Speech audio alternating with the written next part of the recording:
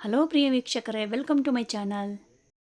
ಇವತ್ತಿನ ಈ ವಿಡಿಯೋದಲ್ಲಿ ಸಂಕಷ್ಟಹರ ಗಣಪತಿ ಪೂಜೆಯನ್ನು ಯಾವ ರೀತಿ ಮಾಡಬೇಕು, ಯಾವ ಸಮಯದಲ್ಲಿ ಮಾಡಬೇಕು ಅನ್ನುವಂಥ ಒಂದು ವಿಷಯದ ಬಗ್ಗೆ ತಿಳಿಸ್ಕೊಡ್ತಾ ಇದ್ದೀನಿ.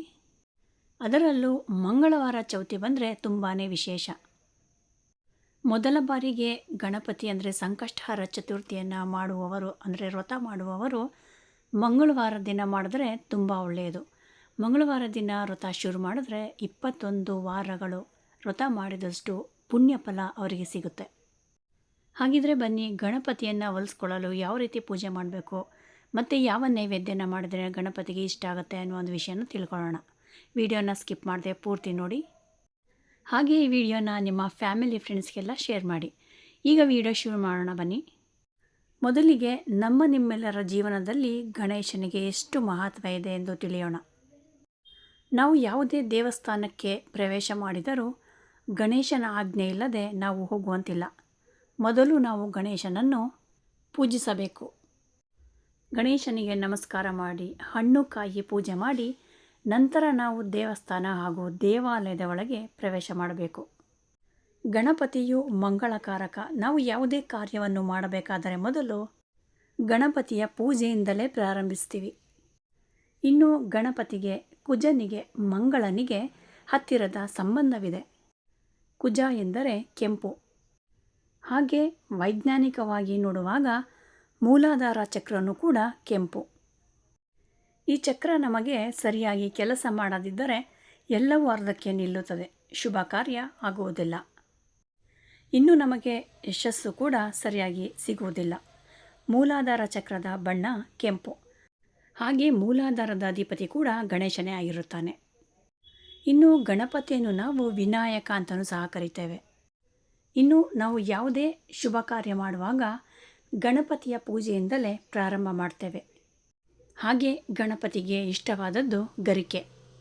ಗಣಪತಿ ಆರೋಗ್ಯದ ಸೂಚಕ, ಆರೋಗ್ಯವನ್ನು ಕೊಡುತ್ತಾನೆ ಅಂದಾಗ ಗರಿಕೆ ರಸವನ್ನು ಕುಡಿದಾಗ ನಮಗೆ ಆರೋಗ್ಯ ಸಮೃದ್ಧಿ, ಕಾರ್ಯಸಿದ್ಧಿಯಿಂದ ಧನಪ್ರಾಪ್ತಿ, ಯಾವುದೇ ವೃತ್ತಿಯಿಂದ ನಾವು ಲಾಭವನ್ನು ಗಳಿಸುವಂಥದ್ದು. ಇನ್ನು ನಮಗೆ 5 ತತ್ವದ ಪೂಜೆ ಇದೆ. ಹಾಗೆ ಭೂತತ್ವದ ಪೂಜೆಗೆ ಗಣಪತಿಯೇ ಅಧಿದೇವತೆ ಅಂದಾಗ ನಮ್ಮ ಭೂಮಂಡಲಕ್ಕೆ ಗಣಪತಿಯೇ ನಾಯಕ, ರಾಜನಾಗುತ್ತಾನೆ. ಗಣಪತಿಯ ವ್ರತವನ್ನು ನಿಷ್ಠೆಯಿಂದ ಮಾಡಿದವರಿಗೆ ಗಣೇಶ ಒಲಿದೇ ಒಲಿಯುತ್ತಾನೆ.